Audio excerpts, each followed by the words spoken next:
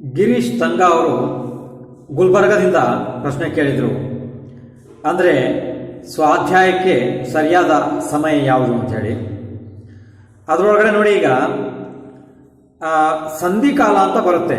ಸಂಧಿಕಾಲ ಅಂದರೆ ಬೆಳಕು ಬಿಡ್ತಿರುತ್ತೆ, ಮತ್ತು ಅರ್ಧ ಕತ್ತಲೆ ಇರುತ್ತೆ ಬೆಳಿಗ್ಗೆ ಸಮಯ, ಮತ್ತು ಮಧ್ಯಾಹ್ನ 12 ಗಂಟೆಯ ಸಮಯ, ಮತ್ತು ಸಂಜೆ ಅರ್ಧ ಕತ್ಲಾಗಿರುತ್ತೆ, ಅರ್ಧ ಬೆಳಕಿರುತ್ತೆ, ಅಂದರೆ ಸೂರ್ಯ ಮುಳುಗುವಂಥ ಸಮಯ, ಮತ್ತು ರಾತ್ರಿ 12 ಗಂಟೆ ಸಮಯ.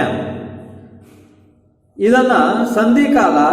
ಮತ್ತು ಈ ಸಂಧಿಕಾಲದಲ್ಲಿ ಇದು ಸಾಮೂಹಿಕ ಸಮಯ ಇದೆ, ಭಕ್ತಿ ಮಾಡುವಂಥ ಸಮಯ ಇದೆ.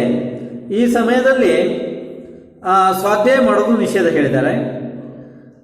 ಅಷ್ಟಾದ ನಂತರ ಯಾವುದಾದ್ರೂ ಸ್ಥಳದಲ್ಲಿ ಬೆಂಕಿ ಬಿದ್ದರೆ, ಇನ್ನು ಸ್ವಾಧ್ಯಾಯ ಮಾಡುವಂಥ ಅಕ್ಕಪಕ್ಕ ಎಲ್ಲಾದರೂ ಶವ ಯಾತ್ರೆ ನಡೀತಾ ಇದ್ದರೆ,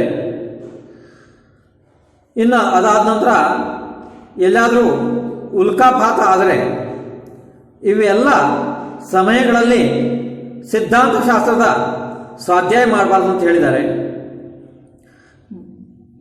ಅಂದರೆ ಬಾಕಿ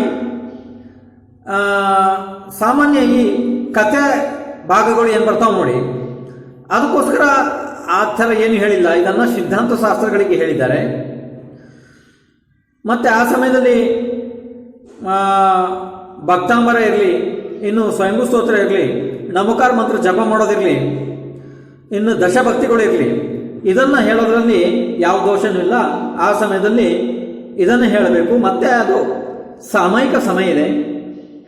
ಮತ್ತು ಇನ್ನೊಂದು ವಿಷಯ ಏನಂದರೆ, ಈ ಸಂಧಿಕಾಲಗಳು ಏನಿದ್ದಾವೆ, ಬೆಳಿಗ್ಗೆ, ಮಧ್ಯಾಹ್ನ, ಮತ್ತು ಸಂಜೆ, ಮತ್ತು ರಾತ್ರಿ 12 ಗಂಟೆ, ಈ ಸಮಯಗಳೆಲ್ಲನ ತೀರ್ಥಂಕರ್ ಭಗವಾನರ ದಿವ್ಯ ಧ್ವನಿ ಹೊರಡುವಂಥ ಸಮಯಗಳಿದ್ದಾವೆ. ಈಗ ತೀರ್ಥಂಕರ ದಿವ್ಯ ಧ್ವನಿ ನಮ್ಮ ಪ್ರಪಂಚದಲ್ಲಿ ಇಲ್ಲ.